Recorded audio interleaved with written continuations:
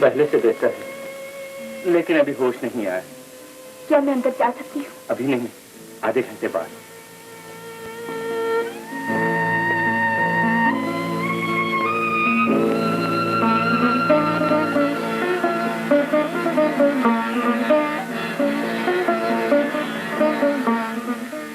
अब आपकी तबीयत पहले से काफी अच्छी।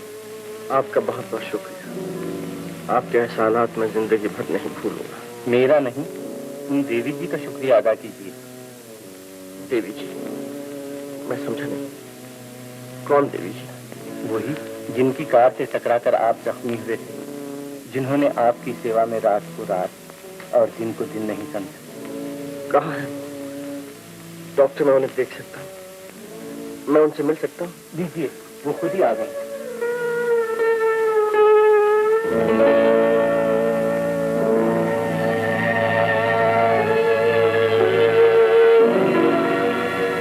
मुझे बड़ा अफसोस है कि मेरी वजह से आपको इतनी तकलीफ उठानी पड़ी।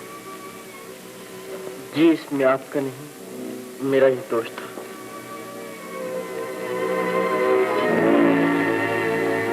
डॉक्टर साहब कह रहे थे कि आप 2 दिन बाद अपने घर जा रहे हैं। ताज्जुब है कि आपने अपना नाम और घर का पता भी नहीं बताया। मेरा कोई घर नहीं, इस दुनिया में मेरा कोई नहीं। तो फिर आप मेरे घर को अपना घर समझिए। पिताजी कह रहे थे कि हमें एक मैनेजर की जरूरत है। अगर आप तैयार हो तो रहने को मकान भी मिलेगा। क्या इरादा है?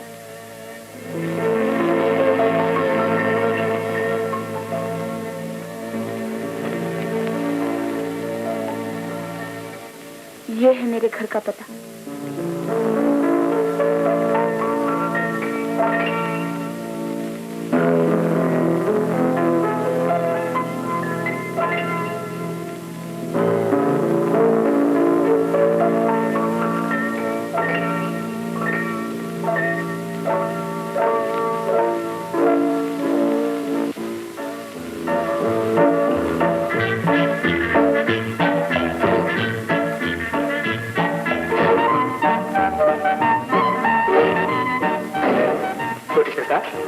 बड़े सरकार आपको याद कर रहे थे।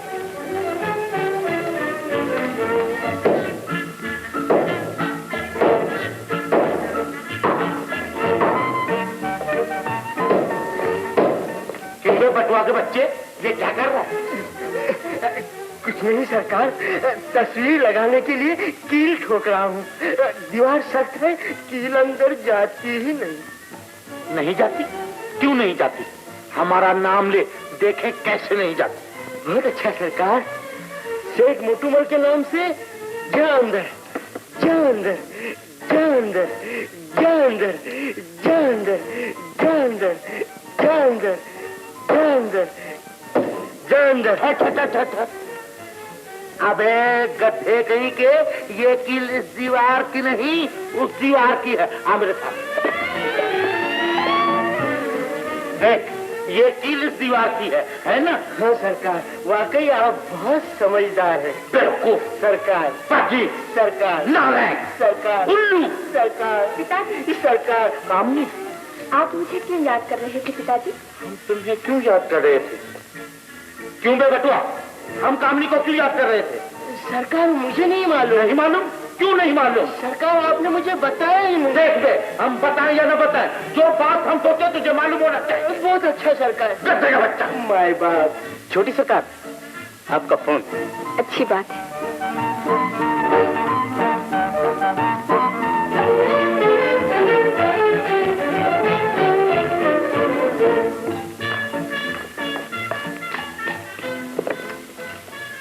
हेलो।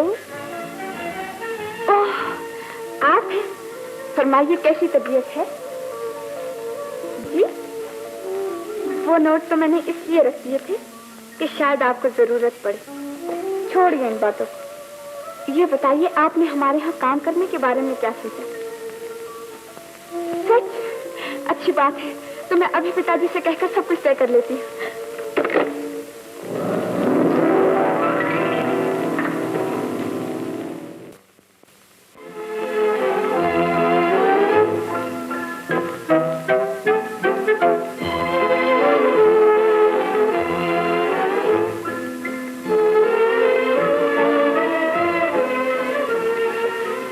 हमारे हेड क्लर्क हैं और ये फाइलिंग क्लर्क और वो कैशियर। आप इनसे मिलिए, ये हमारे नए मैनेजर साहब हैं। हमें आपके आने से बड़ी खुशी हुई मैनेजर साहब। अगर आप लोग इसी तरह मेरा साथ देते रहे तो मुझे उम्मीद है कि मैं अपना काम अच्छी तरह से निभा सकूंगा।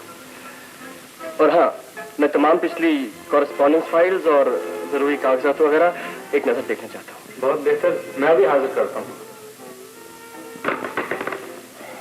और कहिए मैनेजर साहब, ऑफिस पसंद आए? जी बहुत उम्दा है देवी जी। माफ कीजिए, मेरा नाम देवी जी नहीं, कामनी। जी मैं जानता हूँ। तो फिर आप मुझे कामनी क्यों नहीं कहते? खूब, एक मुलाजिम अपने मालिक का नाम कैसे ले सकता है? आपके मालिक होंगे मेरे पिताजी। मुझे तो आप अपना... जी मैं आपको अपना दोस्त समझिए, अपना हमदर्द समझिए। अपना वो... अरे हाँ, आप मेरे पिताजी से तो मिले ही नहीं। अगर काम से फुर्सत हो तो आज शाम को आइए ना हमारे घर। जी आज शाम को तो मुश्किल है, मैं कल हाजिर हो जाऊंगा। पक्का वादा? पक्का वादा। मिलाइए हाथ।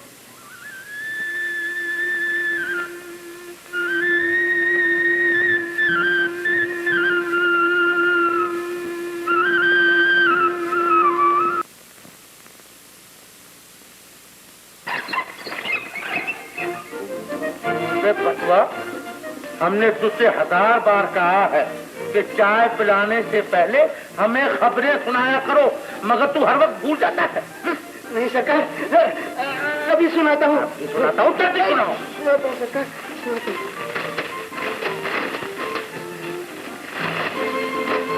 अबे चीजें लगती है खबरें सुनाने में। सुनाता हूँ सरकार, सुनाता हूँ। सरकार, खबर यह है कि किसी की मोटर उलट गई। मोटर उलट गई? हाँ सरकार। तो देख लीजिए। मोटर उलट गई? हाँ। अबे तेरा सर उलट गया है। मोटर सीधी है, अखबार उल्टा है। उल्लू का पट्टा खबरें सुनाता है। सरकार, आप तो हमेशा मुझे ही डांटते हैं, दूसरों को कुछ नहीं कहते। जो भी गलती करेगा उसे हम प्रूव करते। तो सरकार, माली ने आज बाग में पानी नहीं दिया, आपने उसको तो कुछ नहीं कहा। क्या कहा? माली ने बाग में पानी नहीं दिया? नहीं दिया। क्यों नहीं दिया? कहाँ है माली का बच्चा? कहाँ है माली? माली का बच्चा।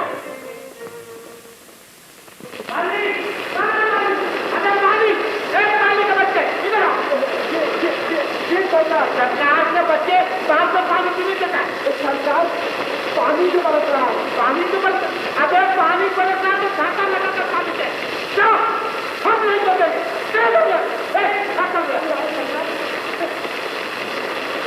पानी बरसना, अबे पानी बरसना तो क्या होगा?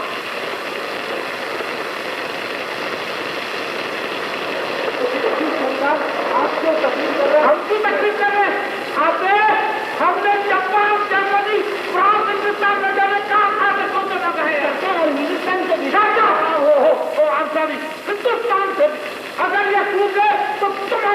क्या कहेगा?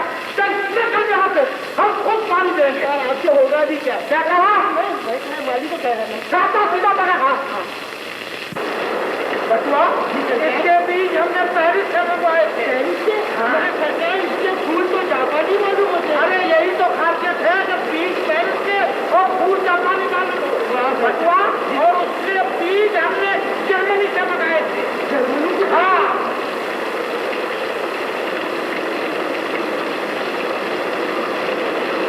बटुआ, अरे बटुआ, अबे खाता ला। हाँ है? क्या बात है? क्या बात है? देखते नहीं हो हम भीग रहे हैं। मैंने सरकार बारिश क्या हो रही है? बारिश क्या हो रही? फिर हम भीगे कैसे? उल्लू कहीं सरकार गदा गई, सरकार गदा गई आते बारिश।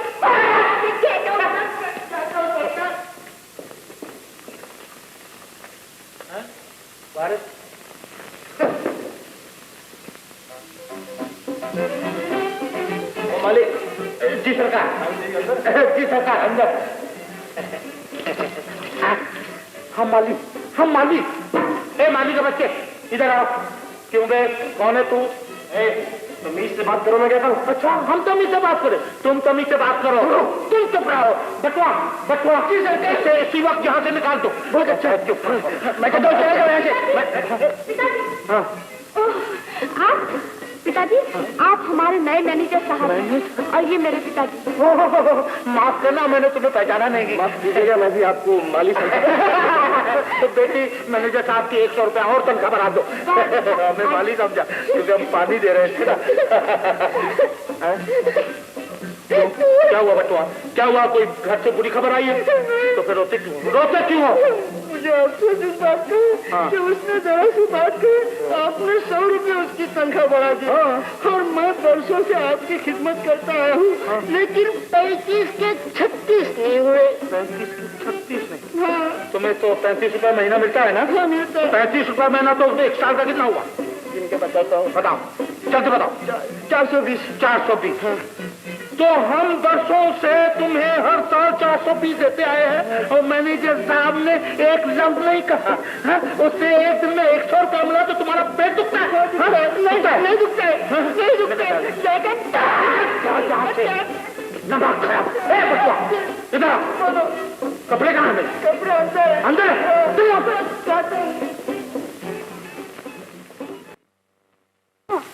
वो जो आपको मकान दिया गया है, पसंद आया? जी हाँ। आप हर वक्त खोए सोचे रहते हैं। मैं नहीं। माफ करना मैनेजर साहब, हमारा बेवकूफ माली बरसात की वजह से बाग में पानी नहीं दे रहा था, इसलिए हम दे रहे थे। बैठिए।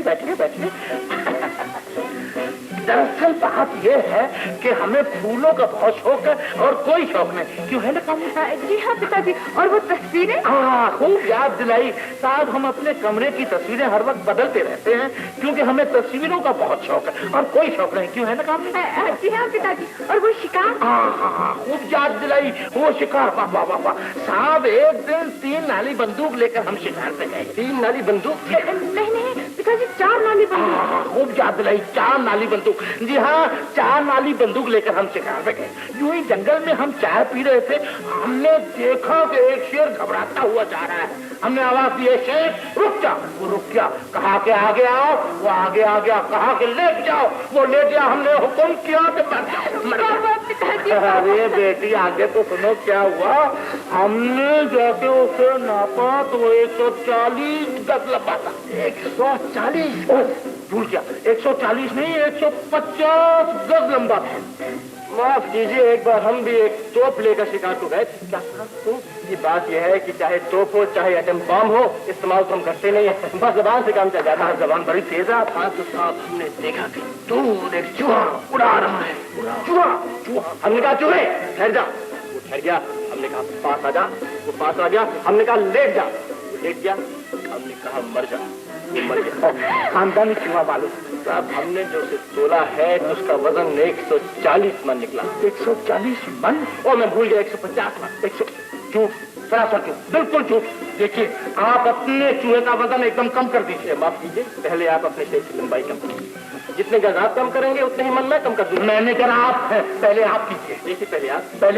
पहले आप। कामनी, हमें गुस्सा आ रहा है, बहुत गुस्सा आ रहा है। ऐसे कह दो कि निकल जाओ यहाँ से। कहने की जरूरत नहीं, मैं खुद ही चला जाता हूं। चले जाओ ना। ठहरे क्यों? ठहरो। क्यों जाते हो? कहाँ जाते हो? किस लिए जाते हो? तुम नहीं जा सकते, हम जाएंगे। आप सचमुच बुरा मान गए? मैंने तो आपको पहले ही समझा दिया था कि मेरे पिताजी का जरा, लेकिन दिल का सच्चे और साफ है। कामनी, मैनेजर की तनख्वाह 200 रुपए और ज्यादा कर दो। बहुत अच्छा, सुन लिया आपने? आइए, तशरीफ रखिए।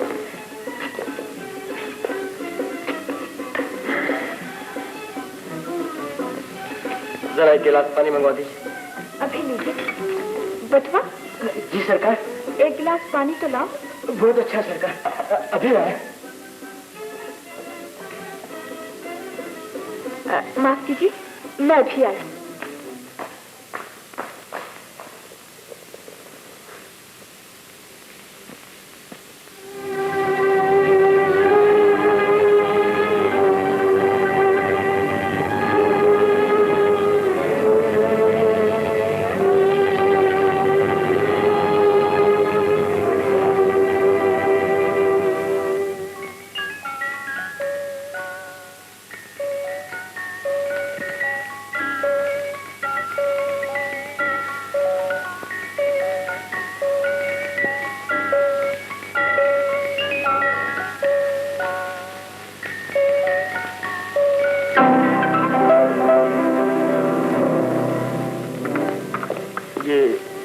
ये लड़की कौन है? कौन ये तो इस घर की नौकरानी है।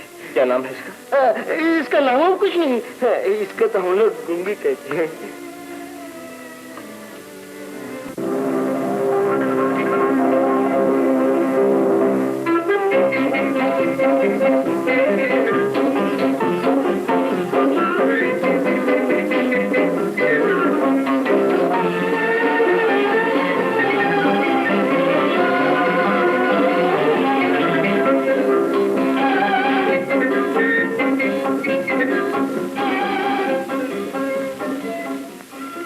दुखियारी माँ के भाग जाग उठे।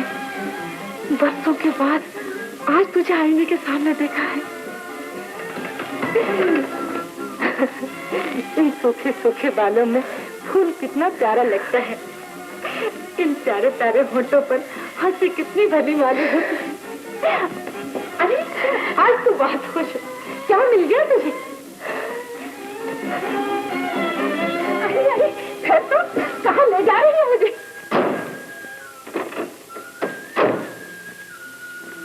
आइए मालकिन, कैसी हो माँ जी? जीती रहो। अच्छी हो। आज गुंगी काम पर नहीं गई? गई तो थी, अभी आई है। आइए ना, आइए। सौभाग्य कि आप हमारे घर पधारे। आइए। अरे पगली, कुर्सियों पर बैठने वाले चटाई पर कैसे बैठेंगे?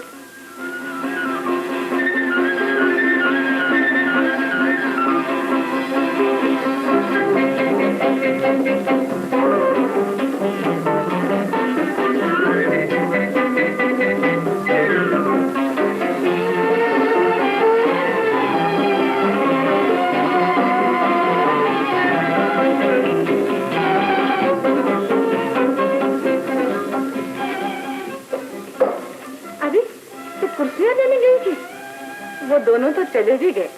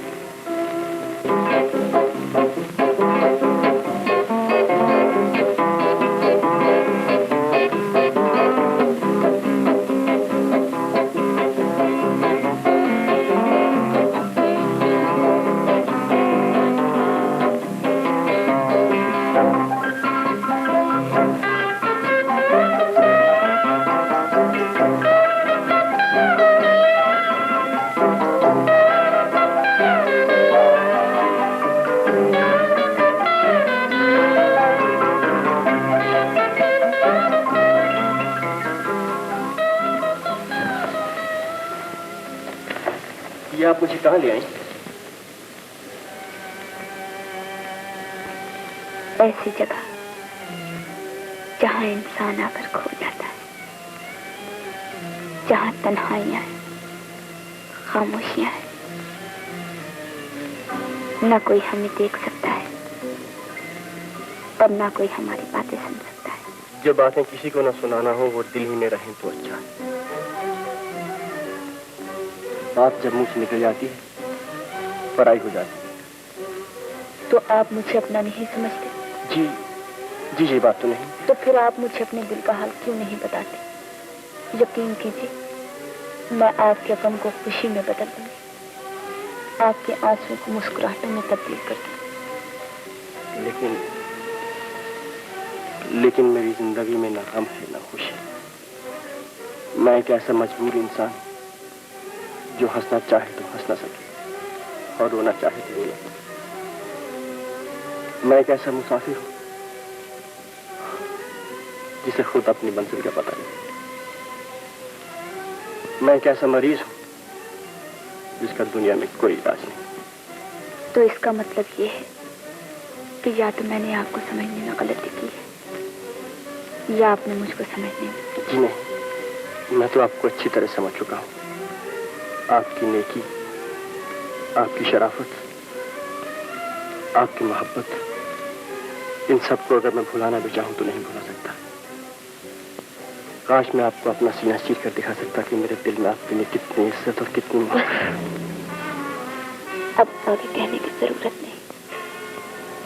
जब आप मुझे इतना समझते हैं तो मुझसे छुपाने की क्या जरूरत? मैं आपसे कुछ नहीं छिपाऊंगा। एक दिन आएगा कि मैं आपको सब कुछ बताऊंगा। मैं उस दिन का बेचैनी से इंतजार करूंगा। बुधवा, ओ बुधवा। जी सरकार। अरे क्या गड़बड़ है? क्या हुआ है यहाँ? सरकार वो हीरालाल चाचा का जवान बेटा मर गया। मर गया? क्या हुआ? कैसे मर गया? सरकार उसे सांप ने बिल्कुल हाथ के पास काटा था। चलो अच्छा हुआ, बेचारे की आंख तो बच गई। बटुआ, अबे ओ बटुआ। जी सरकार। आगे चलो। बहुत अच्छा।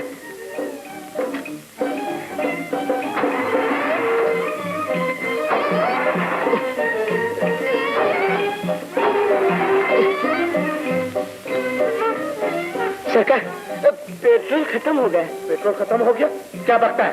जी हाँ सरकार, पेट्रोल खत्म हो गया। अच्छा तो गाड़ी घुमा ले और हमें घर छोड़ दे। बहुत अच्छा सरकार। उल्लू का बट्टा।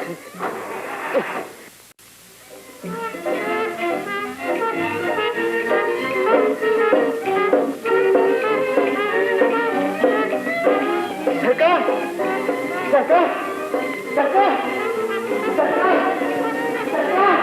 सरकार, सरकार, ओह तू आज तो बहुत बंठन क्या आई है। समझ गया, मैनेजर जो आने वाला है। मगर देख तू मैनेजर को इस तरह घूर के मत देखा कर, मेरा दिल यूं होने लगता। अबे तू क्यों हंसता है? हाँ? अच्छा, और ऊपर से अखड़ता भी है। जब देखो तब गूंगी को ही छेड़ता रहता है। मैं जाके सरकार से तेरी शिकायत करूंगा। जा जा, ये सरकार की कौन परवाह करता है? मैं तो उनको गधे के बराबर भी नहीं समझता। ये बात है? हाँ, तो मैं अभी जाके सरकार से कहता हूँ। अबे एक दफा नहीं 1000 बार कहे। सरकार को जब मैंने उसे कहा कि मैं सरकार से कह दूंगा तो कहने लगा मैं तो सरकार को गधे के बराबर भी नहीं समझता हूँ। गधे के क्या कहा? वो हमें गधे के बराबर भी नहीं समझता। कहाँ है वो बटुआ का बच्चा? बटुआ को बुलाओ। अबे वो बटुआ, बटुआ के बच्चे। जी सरकार। हाजिर हुआ सरकार। सरकार बंसी, इसे 50 जूते लगा। लेकिन सरकार के बच्चे हम हुक्म देते हैं इसे 50 जूते लगा। लेकिन सरकार मेरा कसूर। हाँ, अभी कसूर पूछता है। क्यों बे बटुआ के बच्चे, तू हमें गधे के बराबर भी नहीं समझता? नहीं सरकार, मैं तो समझता हूँ। क्यों बे बंसी, ये तो समझता है तू हमसे झूठ बोलता है। लेकिन सरकार ये सरकार का बच्चा निकल जाएगा। उल्लू कहेगा।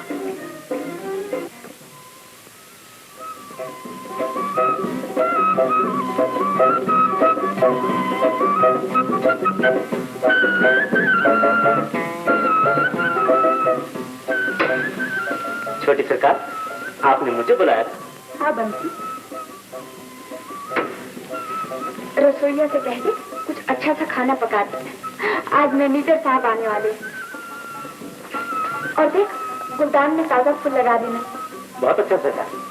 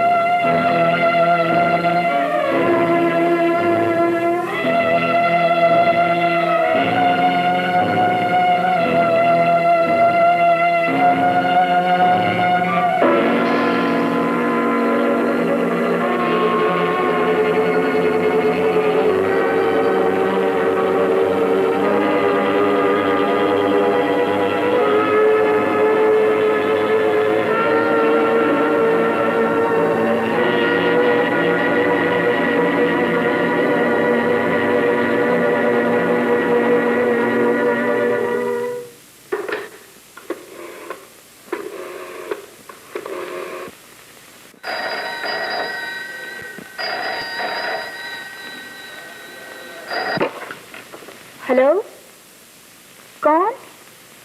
ओह, मैनेजर साहब जी, मैं कामनी बोल रही हूँ। मैं आपका कब से इंतजार कर रही हूँ। जी, आप नहीं आएंगे? क्यों? क्या बात है?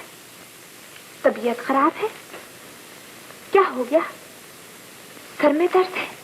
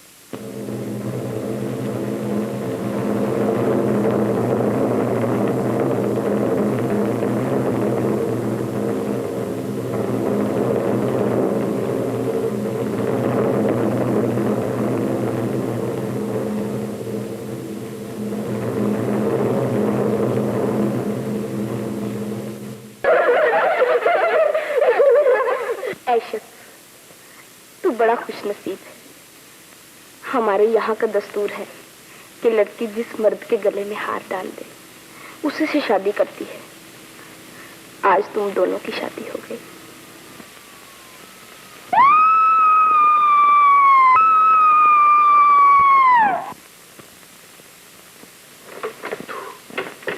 तू यहाँ क्यों आई?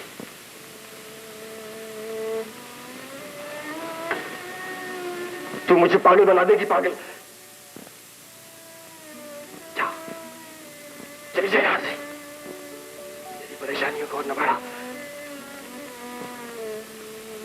अगर तुझे यहां किसी ने देख लिया तो अपने दिल में क्या समझेगा? चली जा, भगवान के इसी वक्त यहां से चली जा।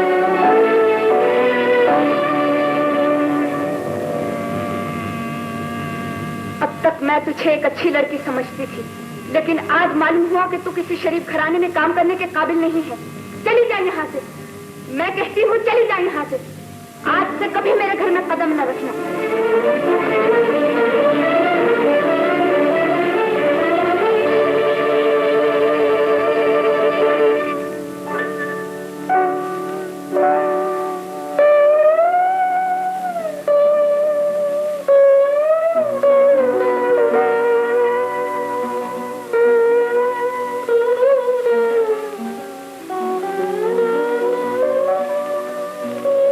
मेरी बच्ची, क्या हो गया तुझे?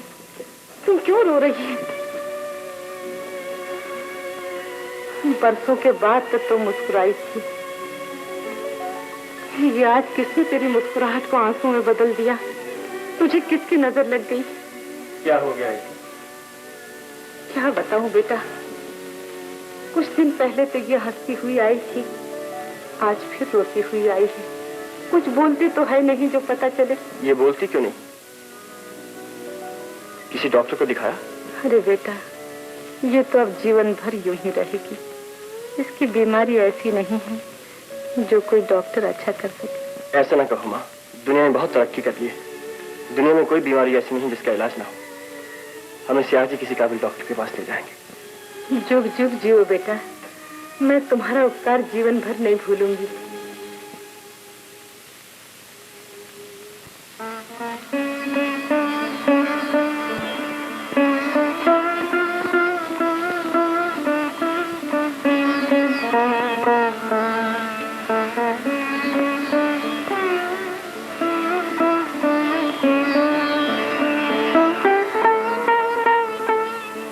बेटा, थोड़ी देर के लिए तुम इस कमरे में बैठ जाओ।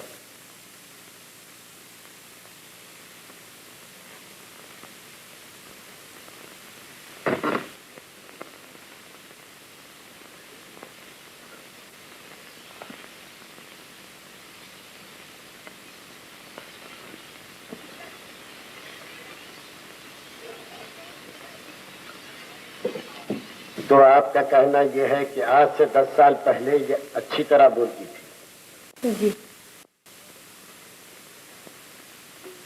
और फिर इसने एकदम बोलना बंद कर दिया? जी। देखिए, मैंने इसका अच्छी तरह मुआयना किया है और इस नतीजे पर पहुंचा हूं कि इसके गले या जुबान में ऐसी कोई खराबी नहीं है। हाँ, मेरी अपनी जाती राय है कि बचपन के किसी भारी खौफ या सदमे ने इसके दिमाग पर गहरा असर कर दिया है, जिसकी वजह से इसकी जबान गूंग हो गई।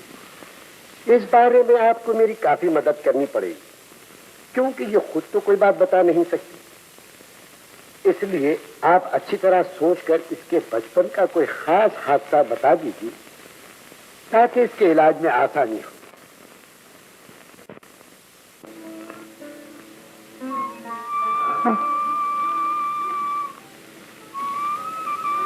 ये उन दिनों की बात है, मैं उस दिन को कभी न भूल सकूंगी जब मैं चांदपुर में रहती थी। छोटी सी झोपड़ी थी हमारी, हम माँ बेटी जिंदगी के दिन काट रहे थे। झोपड़ी से कुछ फासले पर एक मेजर साहब की हवेली थी। उनका लड़का मेरी बच्ची पर जान छिड़कता था। छोटे सरकार, आपको बड़े सरकार ने बुलाया। पिताजी ने? जी हाँ, बड़े गुस्से में हैं। चलो मैं आता हूँ। बहुत अच्छा। अच्छा आशा, अब मैं जाता हूँ। तुम्हारे पिताजी तुम पर रोज रोज खफा क्यों होते हैं? मेरी माता जी तो मुझ पर कभी खफा नहीं होती। पिता और माता में बहुत फर्क होता है आशा। चलो हटो, साफ साफ क्यों नहीं कहते तो तुम्हारे पिताजी हम दोनों का खेलना पसंद नहीं करते। उन्हें पसंद नहीं तो क्या हुआ, मुझे तो पसंद है। बिल्कुल झूठ, जाओ मत पूछो। बस रूठ गए? कोई बात नहीं, जब पिताजी ऑफिस चले जाएंगे तो मैं तुम्हें आकर मना लूंगा।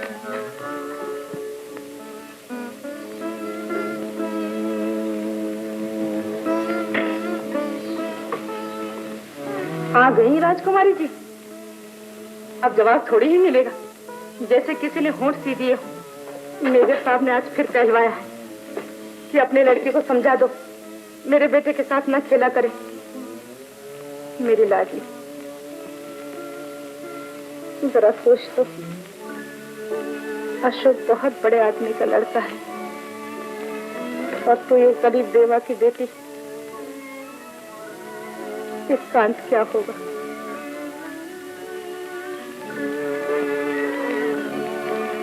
हे भगवान, अभी से ये हाल है तो आगे क्या होगा?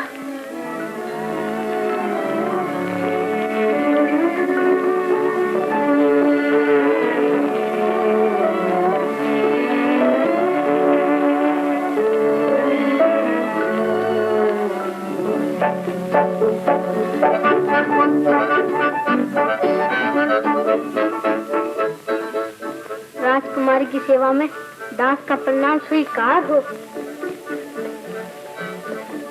जी हाँ, मुझे मालूम है कि आप मुझसे रूठ गई हैं और इसीलिए तो मैं आपको मनाने के लिए आया हूँ।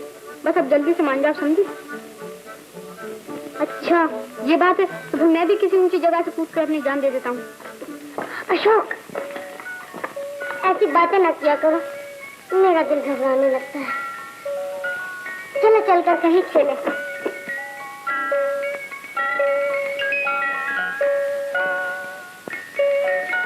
अशोक! अशोक! पिताजी! अशोक, कहाँ जा रहे हो? तू कहाँ जाती है? मैंने तुझे 1000 बार मना किया, तू अशोक के साथ मत खेला कर, लेकिन तू पास नहीं आती। पता फिर खेलेगी? बोल बोल। रहम कीजिए मेरी बच्ची पर, आप भी औलाद वाले हैं। मैं आपके पैर पड़ती हूँ, हाथ जोड़ती हूँ। तो समझा दी अपनी छोकरी को कि मेरे बेटे के साथ ना खेला करे। वो तुम जैसे भिखारी के साथ खेलने तो पैदा नहीं हुआ। ठीक है मेजर साहब, मैं समझा दूंगा। गरीबों की भी जान होती है मेजर साहब। मेरी बच्ची पर तरस खाइए। तो फिर ये बोलती क्यों नहीं? अब तो आप इसे जान से भी मार डालेंगे तो भी ये नहीं बोलेगी। ये मेरी बेटी है, इसे मैं जानती हूँ। तू इसे जानती है, लेकिन मुझे नहीं जानती। मैं हूँ मेजर दुर्जन सिंह। जो हुक्म देता हूँ वो मानना ही चाहिए, क्या जमीन और आसमान टकरा जाएं। आपका हुक्म माना जाएगा।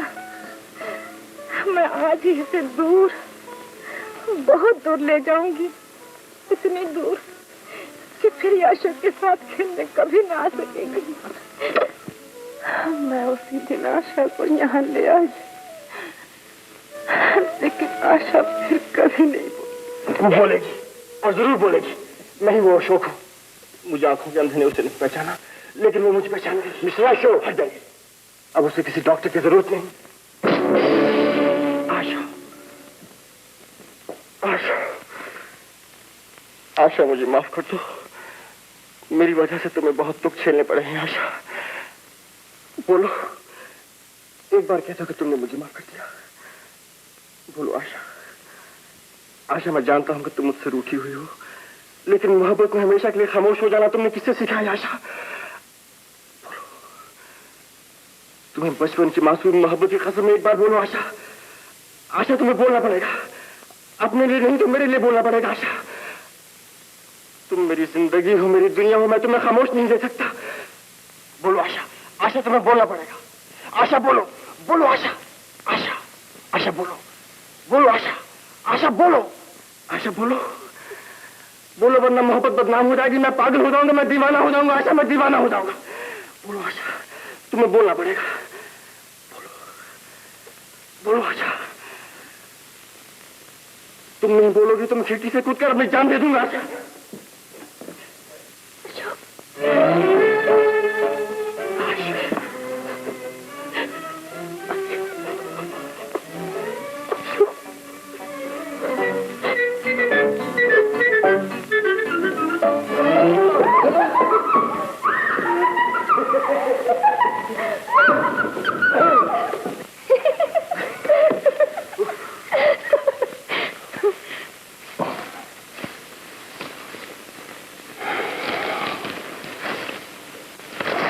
कितनी दिलकश चांदनी।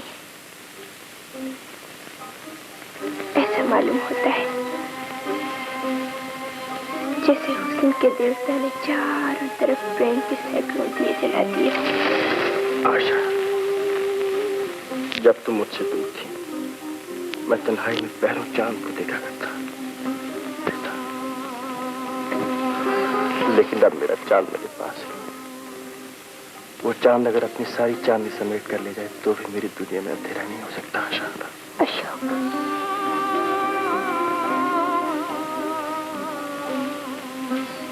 तुम्हें वो दिन याद है जब तुम मुझसे रूठ जाया करते थे और मैं तुम्हें मनाने के लिए तुम्हारे पीछे पीछे भागती थी। हम दोनों घंटों इसी तरह भागा करते थे मगर कभी न थकते थे। और फिर वो दिन भी आ गए जब बिना दौड़े भागे ऐसा मालूम होता था कि जैसे सारे जमाने की थकन हम पर टूट पड़ी हो। तुमसे जुदा होने के बाद मेरी जान पर बन गई थी आशा। तुम पर क्या बीती? उन दिनों की बातें न पूछो अशोक, जिनमें दुख, दर्द, तड़प और जलन, उदासी और आंसुओं के सिवा कुछ नहीं।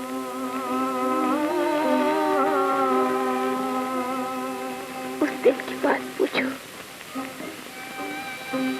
जब मैंने 10 साल की जुदाई के बाद तुम्हें कामनी देवी के मकान में देखा। पहली ही नजर में मैंने तुम्हें पहचान लिया और मुझे ऐसा मालूम हुआ जैसे मेरे अंग अंग में एक बिजली सी दौड़ गई। मेरे जीवन के घनघोर अंधेरे में जान निकल आया। मेरे मन के उजड़े हुए चमन में फिर से बाहर आ गई। मेरी सोई हुई आशाएं एकदम जाग उठी। कहने को मंदिर एक पल की बात थी, लेकिन उसे एक पल में अनगिनत घड़ियां बीत गई। मैं तुमसे बयान नहीं कर सकती अशोक कि मेरी क्या हालत थी।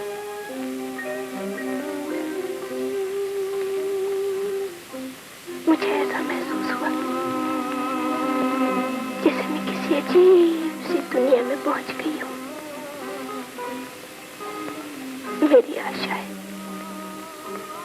मेरी उमंगें चारों तरफ हवा के दोष पर नाच रही थी। सारा माहौल एक अजीब सी खुशबू में बसा हुआ था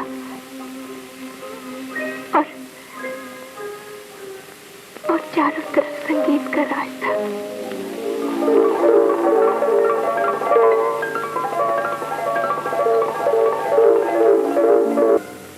तुम्हारा तस्वीर लिए हुए मैं उस अनोखे माहौल में गुम हो गई थी। तुम्हें खोकर मैंने सब कुछ खो दिया था और तुम्हें पाकर मैंने सब कुछ पा लिया है। आशा, तुम मुझे पहली ही नजर में पहचान गई और मैं तुम्हें बार बार देखने के बाद भी न पहचान सका। यह जरूर था कि तुम्हें देखते ही मेरे दिल की दुनिया में हलचल सी मच जाती थी। मैं ख्वाबों की दुनिया में खो जाता था। बस मेरा हाल उस भटके हुए मुसाफिर कैसा था जो अपनी मंजिल पर पहुंचकर भी मंजिल को ढूंढता रहे। लेकिन अब मेरी निगाहों ने अपनी मंजिल को अच्छी तरह पहचान लिया है आशा। अब मैं तुम्हें छोड़कर कहीं न जाऊंगा।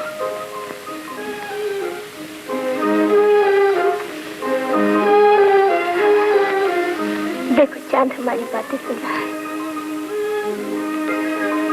इसने ऐसी कितनी ही रातें देखी होंगी, लेकिन ये नहीं जानता कि दो धड़कते हुए दिलों के लिए इसकी ठंडी चांदनी में कितना अनोखापन है, कितना सुकून है।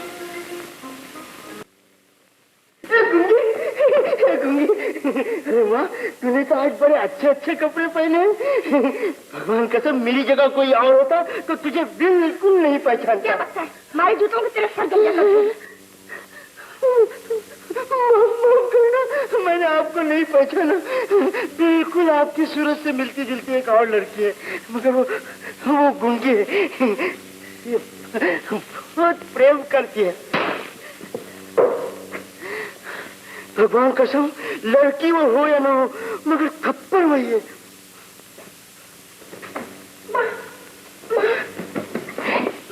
अब मैं बहुत खुश हूँ। भगवान तुझे सदा खुश रखे बेटी। अब मैं अशोक के साथ तेरी शादी जल्दी ही कर दूंगी।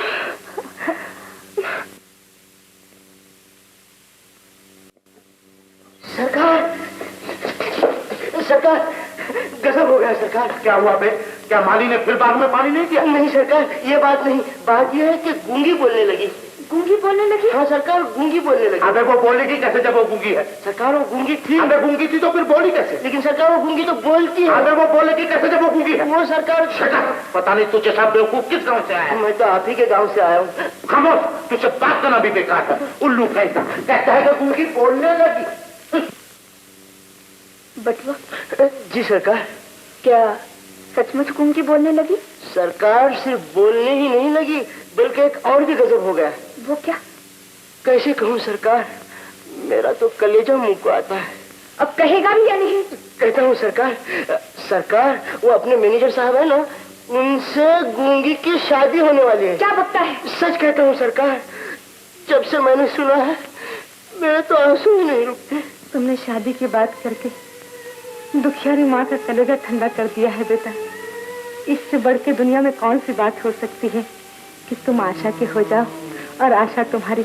आपका बहुत बहुत शुक्रिया माता जी। लेकिन बेटा, कहीं ऐसा न हो कि तुम फिर मेरी बच्ची को छोड़कर चले जाओ। कभी नहीं। मैं सारी दुनिया को छोड़ सकता, अपने आप को छोड़ सकता, लेकिन अपनी आशा को नहीं छोड़ सकता। अब इस कल मेरा साथ जीता जी तो क्या, मरने के बाद तो नहीं छूटेगा।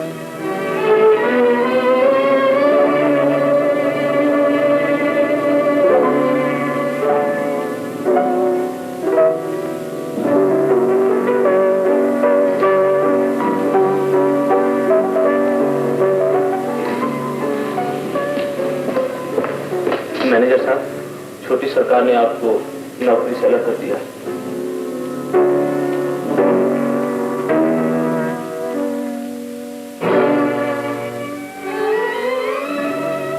कामिनी देवी, क्या ये सच है कि आपने मुझे नौकरी से अलग कर दिया है?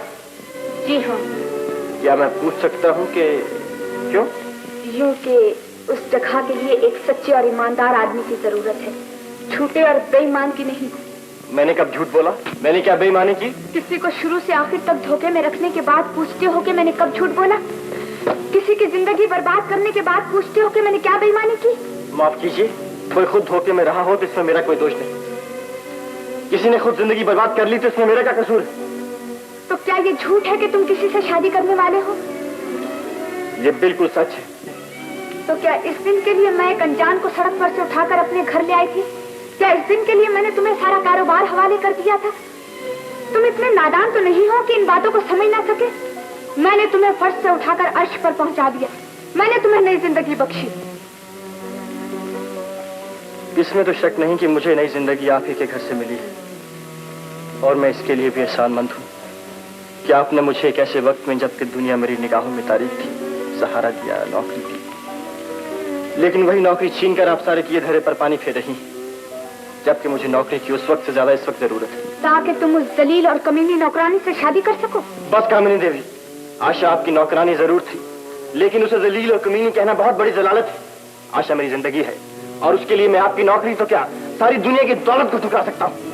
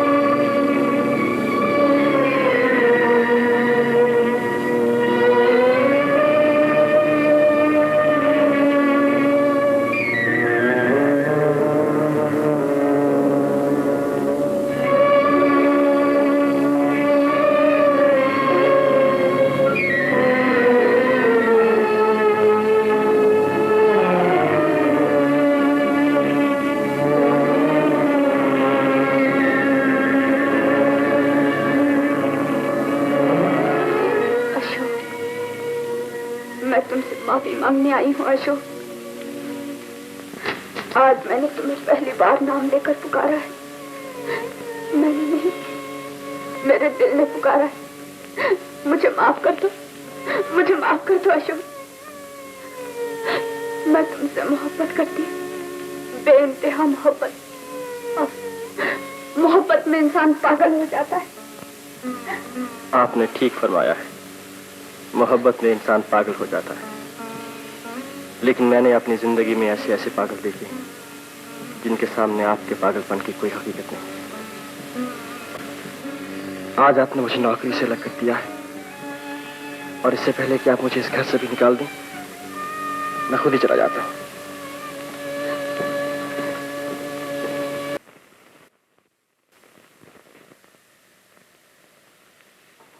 ये कीमती अंगूठी है, मैं इसे बेचना चाहता हूं।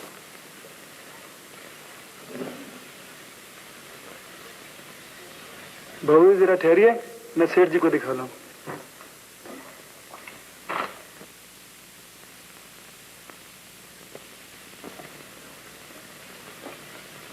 आपने इसे कहां से खरीदी थी? आपको इससे मतलब बताइए, लेना है कि नहीं? ये कीमती अंगूठी है, मगर मैं इसकी कीमत 25,000 से ज्यादा नहीं दे सकता हूँ। मुझे मंजूर है, जल्दी कीजिए।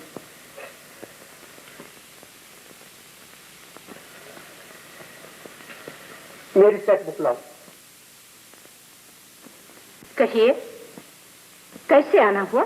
हुजूर आलिया, एक जरूरी काम से हाजिर हुआ हूँ।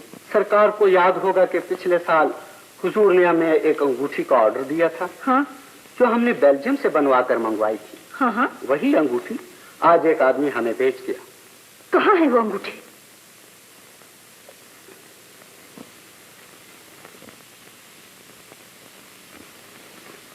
कौन था वो आदमी? सरकार, वो कोई चोर उचक्का तो मालूम नहीं होता था। एक खूबसूरत सा नौजवान था, किसी आला खानदान का मालूम होता था। इसलिए हमें पुलिस में रिपोर्ट करने की हिम्मत नहीं हुई। फिर भी हमने ये तरकीब की है कि उसे अपने बैंक का चेक दिया है। अगर वो चोर हुआ तो पकड़ा जा सकता है। नहीं, वो चोर नहीं है। बेहतर है सरकार, क्योंकि हम हुजूर के पुराने खादिम हैं, इसलिए सरकार को इत्ला कर देना हमने अपना फर्ज समझा। शुक्रिया। अब आप तशरीफ ले जा सकते हैं।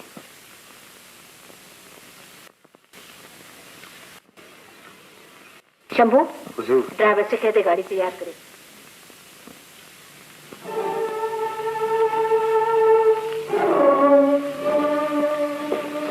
दुर्जन, आप कैसे तकलीफ फरमाई? दुर्जन, अशोक का पता चल गया।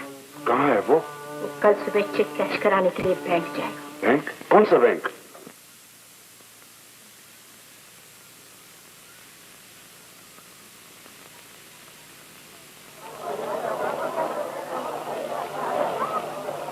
टैक्सी।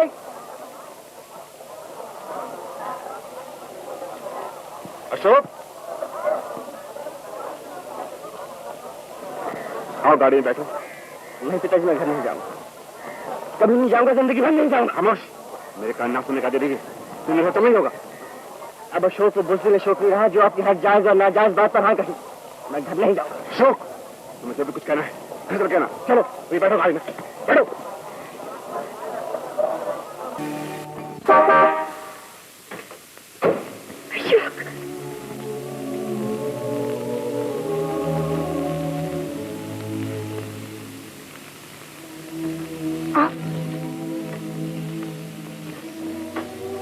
क्या अब तक अशोक के लिए आस लगाए बैठी हो?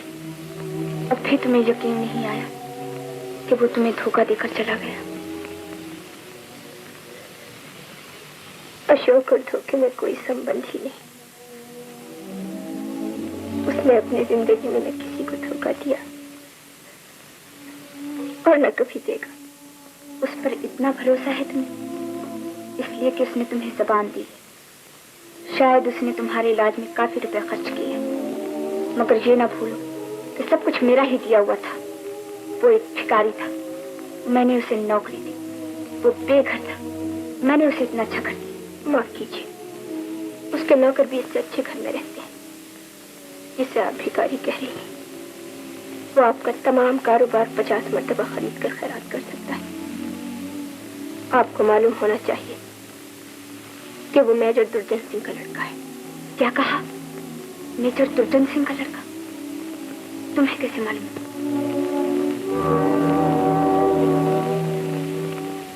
आप उसे चंद दिनों से जानती हैं, लेकिन वो मेरा बचपन का साथी है। उसकी जुदाई ने मेरी वो हालत कर दी थी जो आप देख चुकी हैं, और फिर भी वो तुम्हें छोड़कर चला गया। वो सारी दुनिया को छोड़ सकता है, लेकिन मुझे कभी नहीं छोड़ सकता। वो आएगा और जरूर आएगा, उसे दुनिया की कोई ताकत नहीं रोक सकती। मैं जाऊंगा और जरूर जाऊंगा। अशोक, इतने बेअदब ना बनो कि मैं अपने होश आवाज खो बैठूं। माँ बाप से गलती हो सकती है, लेकिन ये औलाद का फर्ज है कि वो उसे निभा दे। मैंने आपकी हर गलती को निभाने की पूरी कोशिश की और जहां तक हो सका निभाता रहा, लेकिन अब जबकि मेरी आशा मुझे मिल गई है, मैं कुछ न कर सकूंगा। मुझे रोकना बेकार है। तो याद रख, तू मेरी तमाम जायदाद से महरूम हो जाएगा। दिलो जान से मंजूर है पिताजी। मुझे आपके हीरे जवाहरात से वो कंकड़ पत्थर ज्यादा अजीज हैं जो मेरी आशा के चरण छूते हैं। मुझे आपके आलीशान महलों से वो झोपड़ा ज्यादा प्यारा है जहां मेरी आशा रहती है। बेवकूफ, लोग झोपड़ों में रहकर महलों के ख्वाब देखते हैं और तू महलों को ठुकरा कर झोपड़ों में देना चाहता है। ये क्या नादानी है? ये नादानी नहीं है पिताजी, ये मेरी तमन्ना है, मेरी आरज़ू है, मेरा अरमान है। मगर तेरा ये अरमान मेरी जिंदगी में कभी पूरा ना होगा। आपकी जिंदगी में कभी पूरा ना होगा। इस नाफरमान को ले जाकर कमरे में बंद कर दो और अगर मर जाए तो जला दो।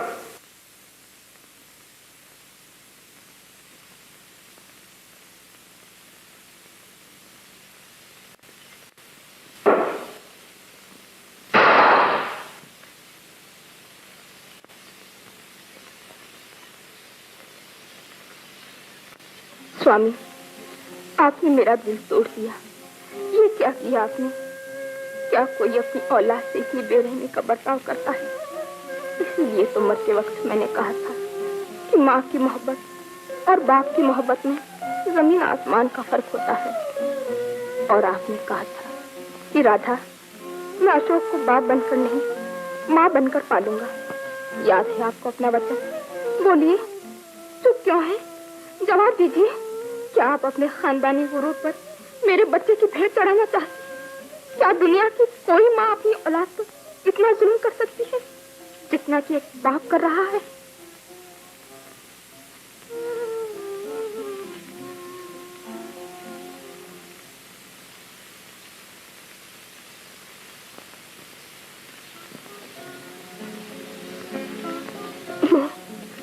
मेरी बच्ची, क्या तू अशोक के लिए रो रो कर अपनी जान दे देगी? सबसे काम ले बेटी, अब वो नहीं आएगा। माँ, फिर तुमने वही कहा। तुम्हें मेरी जान की सौगंध है, अब कभी न कहना कि वो नहीं आएगा। नहीं कहूंगी, कभी नहीं कहूंगी बेटी। लेकिन फिर क्या करूं? मैं तेरी माँ हूँ, मुझसे तेरा दुख भी तो नहीं देखा जाता। तुझे समझाऊं तो कैसे समझाऊं? मुझे समझाने की जरूरत नहीं है माँ। मेरे दिल के इशारे मुझे बार बार कहते हैं कि वो आएगा, वो जरूर आएगा। जब तुझे इतना भरोसा है बेटे, तो रात दिन आंसू क्यों बहाती? माँ, मैं अपने लिए नहीं रो रही, अशोक की मजबूरी पर आंसू बहा रही। उसे किसी ने मजबूर कर दिया है, किसी ने उसे संगीन चार दीवारी में बंद कर दिया है माँ, और उन दीवारों को आसमान से मिला दिया है ताकि वो कहीं से निकलने न पाए। हाँ, यही बात हुई है उसके साथ। क्या तुम मुझे जानते हो? वो कहाँ कैद है? वो संगीन चार दीवारी कहाँ है? भगवान के लिए मुझे बता दो। मैं उन संगीन दीवारों को अपने सर के टुकड़ों से टुकड़े टुकड़े कर दूंगी, और ये न कर सकी तो उसके लिए रास्ता तो बना दूंगी। और टकरा कर अपनी जान दे दूंगी। तुम चुप क्यों, बोलते क्यों नहीं, जवाब क्यों नहीं देते? तुम कौन हो? ये मेजर साहब है बेटा, अशोक के पिता। आप तो आप ही वो है जो अशोक को हमसे छीन लेना चाहते हैं। आप हमारे घर आए और गरीब लोग मेहमान को अपने घर से कभी मायूस नहीं जाने देते। सुनिए, ये बात तभी हो सकती है जब आप मुझे जान से मार डालें। लीजिए, मुझे जान से मार डालिए, मेरा गला घोंट दीजिए। बेटा, ये तुम क्या कह रही हो? मैं तो तुम्हें अपनी बहू बनाने आया हूँ। ये आप क्या कह रहे हैं मेजर साहब? ठीक कह रहा हूँ। ऐसी मोहब्बत किताबों में जरूर पढ़ी थी, लेकिन आंखों से आज ही देखी है। अगले सोमवार को अशोक की बारात आपके घर आएगी। मेजर साहब, यह क्या कर रही? आप तो मेरी समधन हैं। और हाँ, शादी के इंतजाम के लिए मेरी तरफ से ये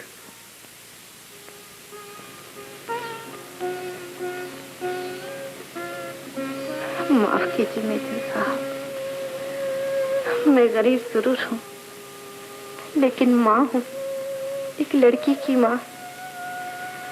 और जब एक माँ किसी लड़की को जन्म देती है तो उसी दिन से उसके दिल में उसकी शादी की भी फिक्र पैदा हो जाती है। मैंने मेहनत की है, मजदूरी की है, चक्की पीसी है, 2 वक्त नहीं 1 वक्त खाया है, लेकिन अपनी बेटी की शादी का पूरा इंतजाम करके रखा है। आप 100-200 नहीं, 1000-2000 बाराती लाइए, मैं आपकी शान में बच्चा नहीं लगने दूंगी। मेजर साहब, मैं गरीब जरूर हूँ, लेकिन माँ हूँ, एक लड़की की माँ। धन्य हो देवी, जो लाल मैं खजानों में ढूंढता फिरा, मुझे वो आज गुदड़ी में मिला। आशा बेटी, तुम्हें छोड़कर जाने को तो जी नहीं चाहता, लेकिन अशोक को अपने हाथ से दूल्हा बनाना है ना, इसलिए जा रहा हूं। जीती रहो बेटा।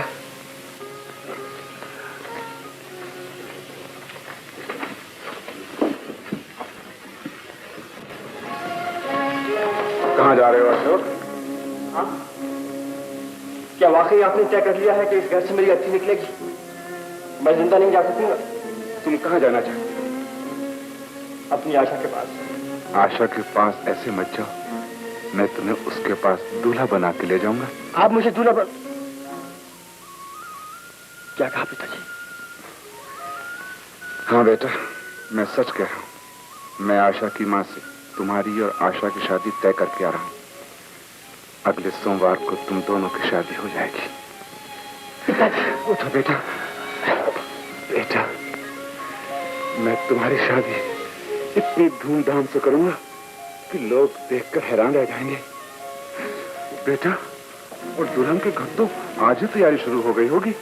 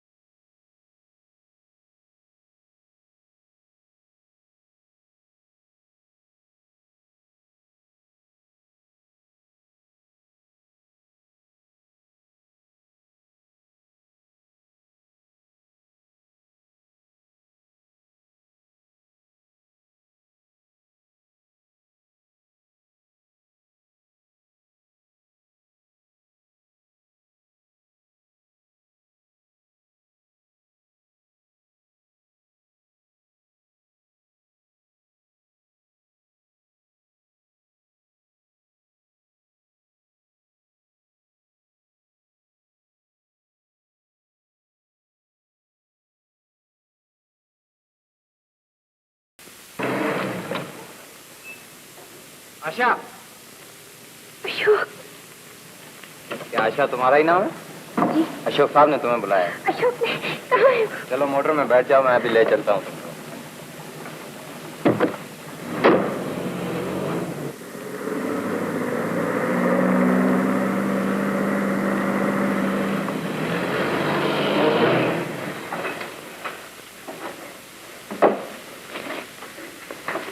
कहाँ है अशोक? अंदर है।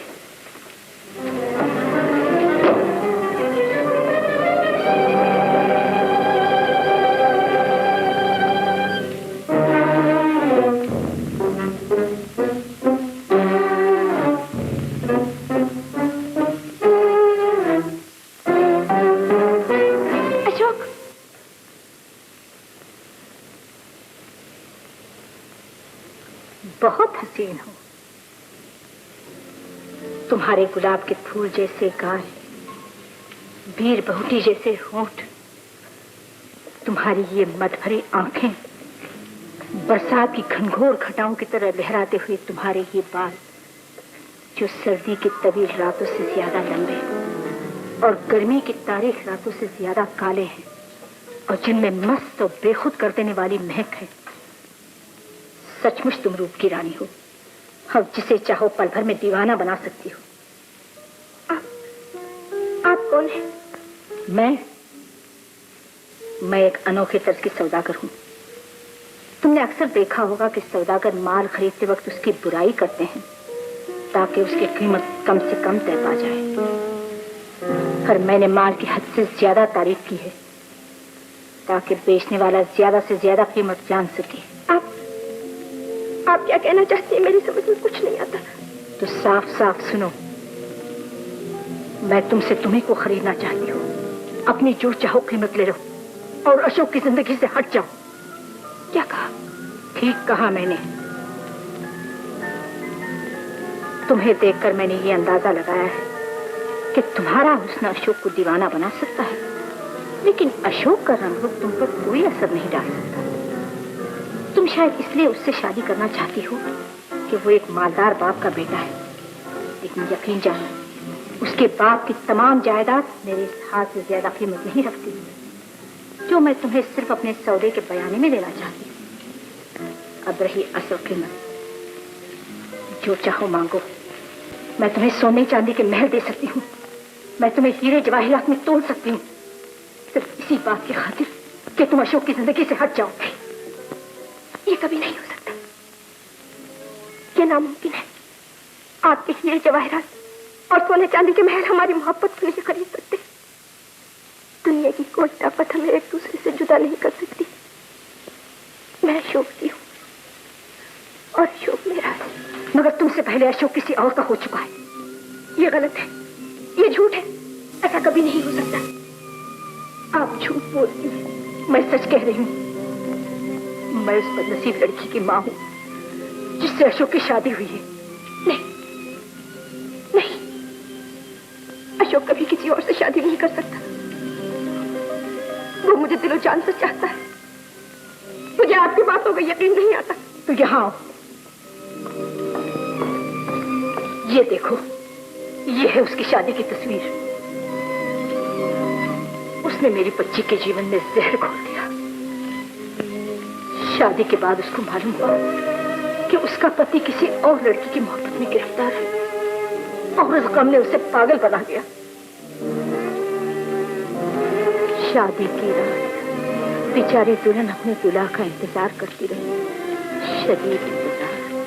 उसका सुहाग पुकार पुकार कर कहता रहा कि मेरे दूल्हा तुम कहाँ हो, मगर उसके दूल्हा को न आना था, वो न आया। ये एक ऐसी शिकस्त थी जिसने उसे पागल बना दिया। हाँ, पागल। वो दीवाना बार अशोक के पास गई, मगर वो उसकी सूरत देखने से भी बेजार था। मेरी बच्ची ने लाख समझाने की कोशिश की, मिन्नत की, खुशामद की, मगर अशोक पर किसी दूसरे की मोहब्बत का भूत सवार था। उसने एक न सुनी और उसके अरमानों को कुचलता हुआ वहां से निकल गया।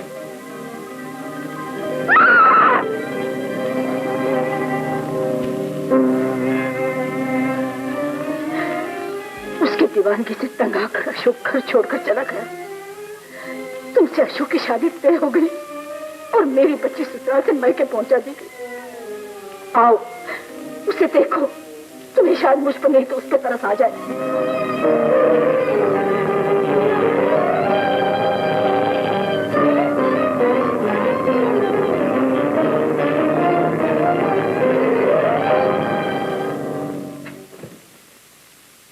ये है मेरी बच्ची की हालत।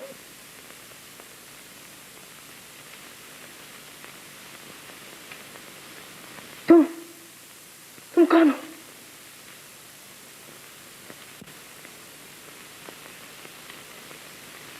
तुम्हें मालूम है मेरा अशोक मुझे छोड़ के कहां चला गया? तुम्हें क्या मालूम, वो मेरा पति है। मुझे यकीन है तुम मुझे उससे मिला सकती हो। बोलो, बोलती क्यों नहीं? तुम मिलाओगी ना? तुम्हें मिलाना ही पड़ेगा, नहीं तो मैं अपना सर फोड़ लूंगी। मेरा खून तुम्हारे चेहरे पे मल दूंगी।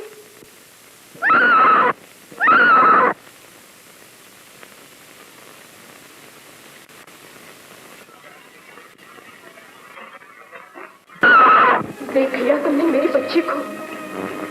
अशोक की एक हल्की सी मुस्कुराहट इसके जख्मों का मरहम है। उसकी दो प्यार भरी बातें इसका इलाज है। लेकिन ये सब कुछ तभी हो सकता है जब तुम अशोक को छोड़ो। सुनो, मेरी बच्ची की चीखों पुकार सुनते सुनते मेरा कलेजा फट गया है। माँ की ममता तड़प तड़प उठी है। लेकिन तुम ममता को क्या जानो? तुम अभी प्रेम की एक मुंह बंद कली हो। तुम अपनी माँ से पूछो ममता क्या चीज है, अब फिर मेरी फरियाद सुनो। तुम बेचैन हो जाओगी, बेताब हो उठोगी। देखो, मैं तुम्हारे सामने आंचल फैलाकर अपनी बच्ची के जीवन की भीख मांगती हूँ। जो आज तक भगवान के सामने भी नहीं झुका, आज ममता की खातिर तुम्हारे कंधों पर झुकाती हूँ। बस कीजिए। ममता की पुकार मेरी मोहब्बत ने सुन ली है। आपकी बच्ची की खातिर मैं अपनी मोहब्बत को कुर्बान कर दूंगी। मेरी बच्ची, मैं अशोक के रास्ते से हट जाऊंगी। मैं अशोक के रास्ते से हट जाऊंगी। मैं अशोक के रास्ते से हट जाऊंगी।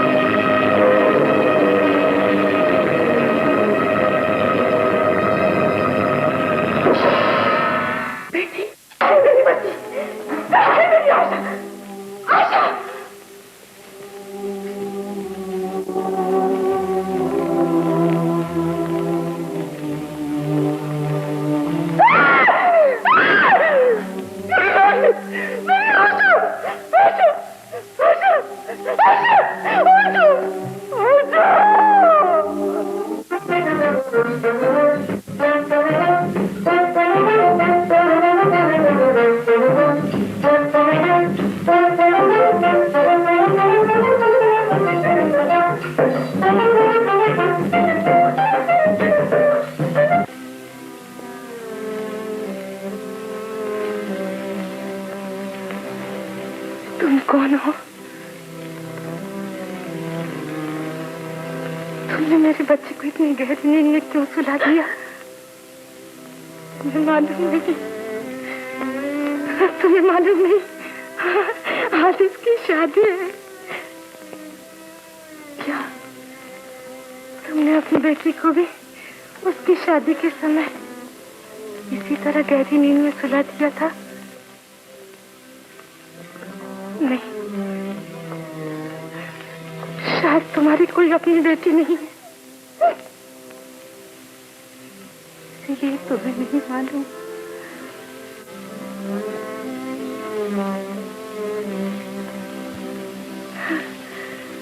चलो बेटी, चलो, आज तुम्हारी शादी है, आज तुम्हें दुल्हन बनना है। चलो। खबरदार, जो किसी ने मेरी बच्ची को हाथ लगाया, इसे सोने दो। इसको तमाम रात अपने दूल्हा से बातें कर, वो दूल्हा जिसके लिए इसने सारी जिंदगी खामोश रहकर गुजार दी।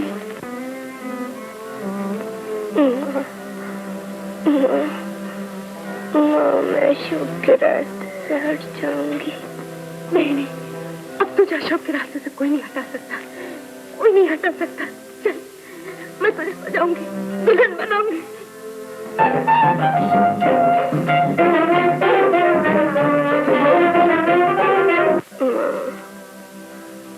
मैं अशोक के रास्ते से हट जाऊंगी।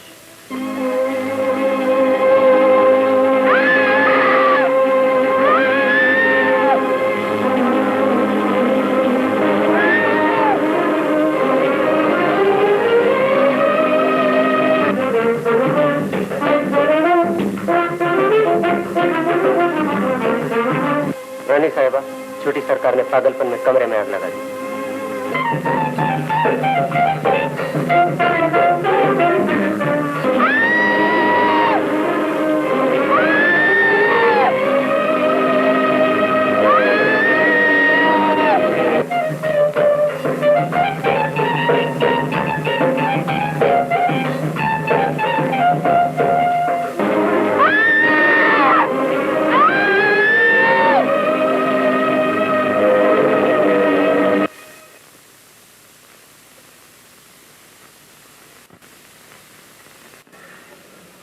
आप आ गए मेजर साहब।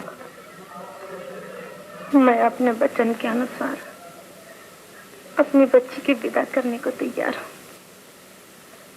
अब आप दुल्हन को घर ले जाइए या शमशान भूमि पहुंचा दीजिए।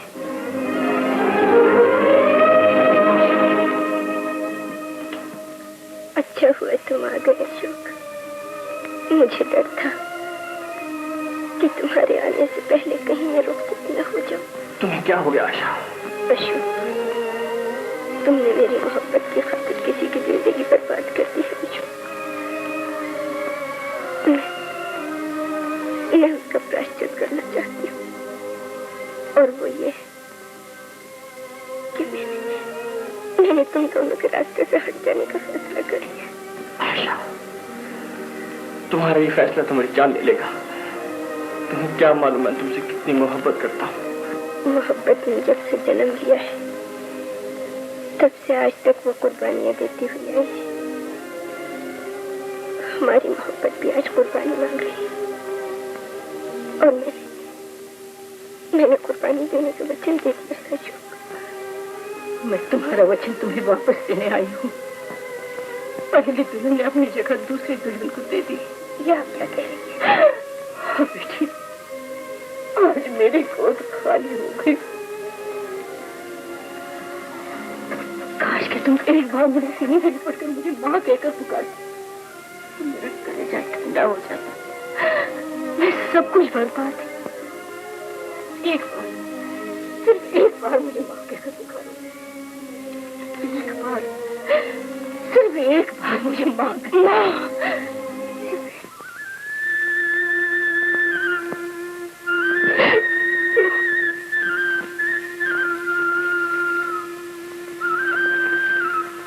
भगवान तुम दोनों को सुखी रखे।